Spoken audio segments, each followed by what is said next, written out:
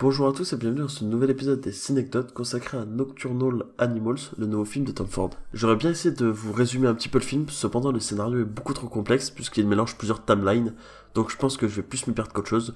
Donc si vraiment vous voulez savoir de quoi ça parle, n'hésitez pas à aller sur internet pour lire le synopsis.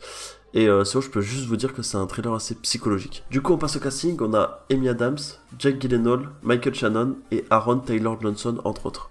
Du coup, pour cette première anecdote, on va tout simplement parler du réalisateur qui est Tom Ford.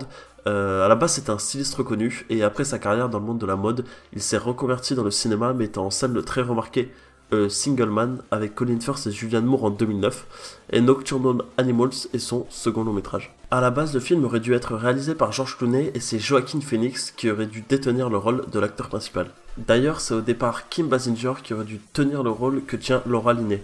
Nocturnal Animals est l'adaptation de Stoney and Susan d'Austin Wright, paru en 1993. D'ailleurs, les droits d'adaptation sont successivement passés entre les mains d'Universal, d'HBO et de la Warner. Il s'agit cependant d'une adaptation libre, puisque l'époque ou encore les lieux ont pu être modifiés.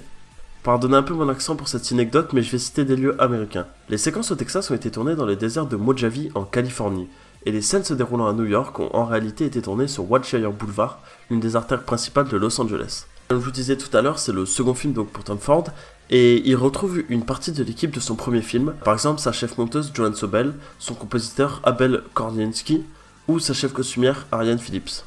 Il s'agit d'un record pour Nocturnal Animals, puisque Focus Features a acheté les droits de distribution du film 20 millions de dollars lors des enchères du festival de Cannes. Il s'agit de la plus grosse somme dépensée pour un film à un festival à ce jour. Amy Adams et Jake Gyllenhaal auraient dû se donner la réplique dans Ezekiel Moss, un film réalisé par Philip Seymour Hoffman.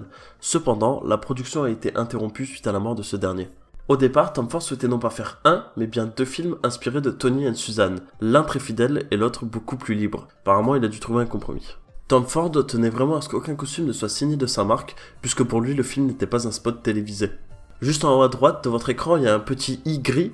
En fait, c'est un sondage pour que vous puissiez voter pour ma prochaine vidéo. Donc si jamais ça vous intéresse, n'hésitez pas à laisser un petit vote. Et du coup, voilà, pour cet épisode, c'est terminé. Et je vous remercie d'avoir regardé cet épisode. Et je vous dis à bientôt.